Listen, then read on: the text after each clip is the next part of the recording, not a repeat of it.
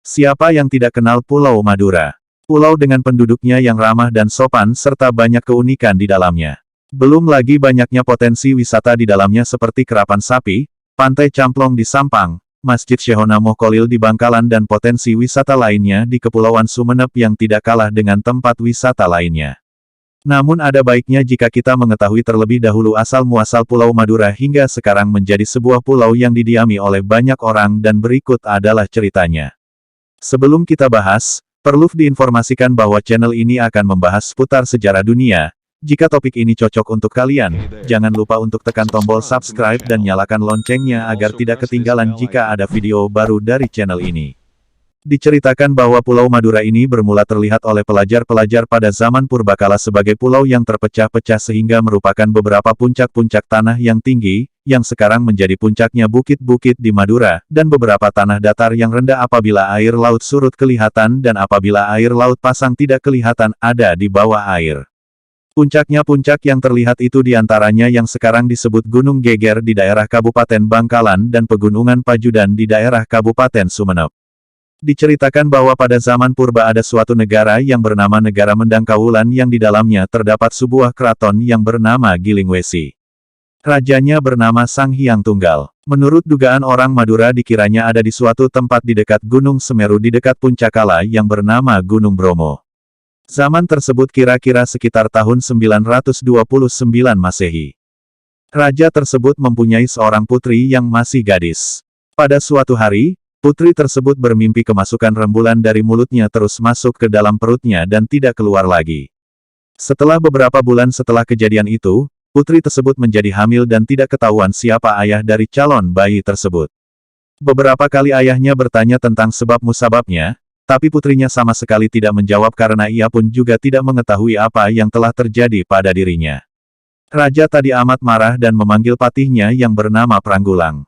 Patih tersebut diperintah untuk membunuh putri tersebut dan membawa kepala putrinya ke hadapan raja tersebut. Apabila patih tersebut tidak sanggup memperlihatkan kepala putrinya itu maka patih tidak diperkenankan menghadap raja dan tidak dianggap lagi sebagai patih di kerajaannya. Maka berangkatlah patih dengan membawa sang putri keluar dari keraton menuju hutan rimba. Setelah sampai di suatu tempat di dalam hutan belantara, maka patih menghunus pedangnya dan mulai memegang leher putri tersebut. Akan tetapi hampir pedang tersebut sampai ke lehernya pedang tersebut terjatuh ke tanah. Setelah kejadian tersebut sang patih termenung dan berpikir bahwa hamilnya putri tersebut tentu bukan dari kesalahannya, tetapi tentu ada hal yang luar biasa dan akhirnya Patih Pranggulang mengalah untuk tidak kembali ke rajanya dan mulai saat itu ia berubah nama menjadi Ki Jahi Poleng. Poleng artinya dalam bahasa Madura yakni kain tenunan Madura, dan ia merubah pakaian yaitu memakai kain, baju dan ikat kepala dari kain poleng. Ia memotong kayu-kayu untuk dijadikan perahu, oleh orang Madura dinamakan gitek atau orang Jawa bilang getek. Sebelum putri tadi diberangkatkan, Ki Jahi Poleng memberikan beberapa bekal berupa buah-buahan serta berpesan bahwa jika sang putri memerlukan pertolongannya supaya sang putri menghentakkan kakinya ke tanah sebanyak 3 kali maka seketika itu Ki Jahi Poleng datang untuk menolongnya. Putri tersebut oleh Ki Jahi Poleng didudukkan di atas gitek itu yang kemudian ditendangnya gitek tersebut menuju Madu Oro, pojok di arah-arah artinya pojok menuju ke arah yang luas. Diceritakan bahwa sebab inilah pulau ini bernama Madura. Ada juga yang mengatakan bahwa nama Madura itu dari perkataan, lemah duro, artinya tanah yang tidak sesungguhnya yaitu apabila air laut pasang tanahnya tidak kelihatan, apabila air laut surut maka tanah akan kelihatan.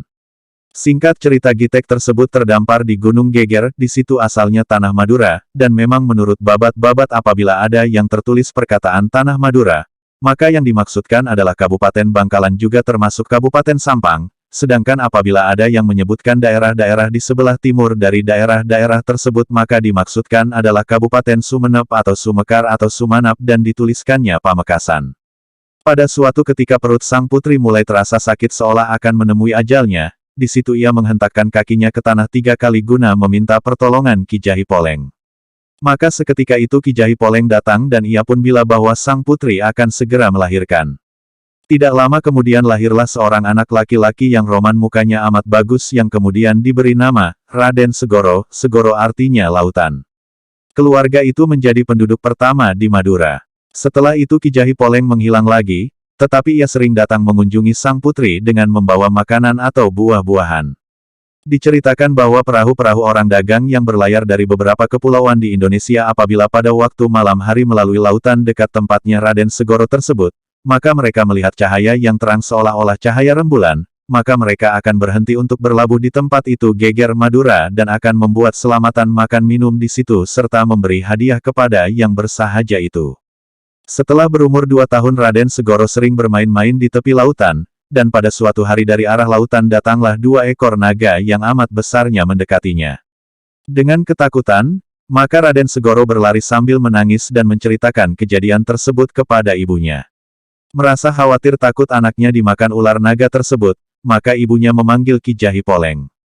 Dan seketika itu Ki Jahi Poleng datang menemui si ibu, maka si ibu menceritakan kejadian yang menimpa putranya tersebut. Kemudian Ki Jahi Poleng mengajak Raden Segoro bermain-main di tepi laut. Tidak beberapa lama datanglah 2 ekor naga raksasa itu, lalu Ki Jahi Poleng menyuruh Raden Segoro agar memegang ekor ular dan membantingkannya ke tanah. Raden Segoro menolak permintaan Ki Jahi Poleng, tetapi karena paksaan tersebut akhirnya Raden Segoro memenuhi permintaan tersebut. Kemudian dipegangnya 2 ekor naga raksasa tersebut dan dibantingkannya ke tanah. Seketika itu juga 2 ekor ular naga raksasa tersebut berubah menjadi 2 bilah tombak. Kedua bilah tombak tersebut kemudian diberikan kepada Ki Jahi Poleng untuk dibawa menghadap ibunya Raden Segoro. Tombak satunya diberi nama Ki Jahi, Si Nenggolo, dan satunya diberi nama Ki Jahi, Si Alukuro. Pada usia 7 tahun Raden Segoro pindah dari Gunung Geger ke desa Nepa. Nama Nepa itu karena di situ banyak sekali pohon Nepa. Pohon Nepa atau bunyok yaitu pohon sejenis kelapa tapi lebih kecil dan tidak besar seperti halnya pohon kelapa. Daunnya dapat dibuat atap rumah, yang masih muda dapat dibuat rokok seperti klobot. Desa tersebut letaknya berada di daerah Ketapang Kabupaten Sampang di pantai sebelah utara, Java Z, dan hingga sekarang masih banyak keranya. Pada suatu ketika, negara Mendangkawulan kedatangan musuh dari Cina. Di dalam peperangan tersebut Raja Mendangkawulan berkali-kali kalah sehingga rakyatnya hampir habis dibunuh oleh musuh. Di dalam keadaan bingung dan susah tersebut, suatu malam Raja Mendangkawulan bermimpi bertemu dengan orang tua yang berkata bahwa di sebelah pojok barat daya dari keraton tersebut ada pulau bernama Maduoro, Lemah Duro, atau Madura. Di situ berdiam seorang anak muda bernama Raden Segoro. Raja disuruhnya untuk meminta pertolongan kepada Raden Segoro apabila ingin memenangkan peperangan. Keesokan harinya Raja memerintahkan pepatihnya supaya membawa beberapa prajurit ke Madura sesuai dengan mimpinya tersebut. Sesampainya di Madura, pepatih langsung menemui Raden Segoro dan menceritakan tentang kejadian yang menimpa kerajaannya serta meminta pertolongan Raden Segoro untuk membantunya.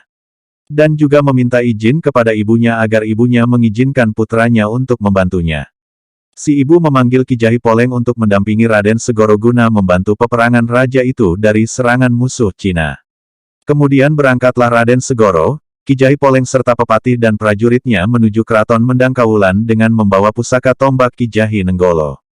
Ki Jahi Poleng ikut serta akan tetapi tidak kelihatan oleh yang lain kecuali Raden Segoro.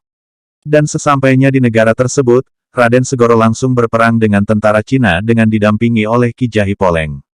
Pusaka Ki Jahi Nenggolo hanya ditujukan ke arah tempat sarang-sarang musuh maka banyak musuh yang mati karena mendadak menderita sakit dan tidak lama kemudian semua musuh lari meninggalkan negara Mendangkawulan. Raja Mendangkawulan mengadakan pesta besar untuk merayakan kemenangan perang dan memberi penghormatan besar kepada Raden Segoro serta memberi gelar, Raden Segoro alias Tumenggung Gemet, yang artinya semua musuh apabila bertarung dengannya maka akan habis gemet sama dengan bahasa Jawa. Raja Sang Hyang Tunggal berhajat untuk mengambil anak mantu kepada Tumenggung Gemet dan menghantarkan dia, suruhan pepatih dan tentara kehormatan, dengan disertai surat terima kasih kepada ibunya. Raja menanyakan siapa ayahnya, maka Raden Segoro akan menanyakan kepada ibunya nanti. Kemudian Raden Segoro mohon izin kepada Raja Mendangkawulan untuk kembali ke Madura. Setelah sampai, maka Raden Segoro kembali menanyakan perihal ayahnya kepada ibunya. Ibunya merasa kebingungan dan menjawabnya bahwa ayahnya adalah seorang siluman. Maka seketika itu pula lenyaplah ibu dan anaknya serta rumahnya yang disebut dengan sebutan Keraton Nepa. Demikian riwayat asal-usul tanah Madura, yang oleh orang tua-tua dikesankan bahwa Raden Segoro telah membalas hutang-hutangnya yang menghinakan ibunya dengan pembalasan yang baik yaitu menolong di dalam peperangan. Diceritakan pula bahwa di kemudian hari Ki Jahi Nenggolo dan Ki Jahi Alukuro oleh Raden Segoro diberikan kepada Pangeran Demong Plakaran Ki Jahi Demong Bupati Arosbaya, Bangkalan. Dan mulai saat itu kedua bilah tombak tersebut Ki Jahi Nenggolo dan Ki Jahi Alukuro menjadi senjata pusaka Bangkalan.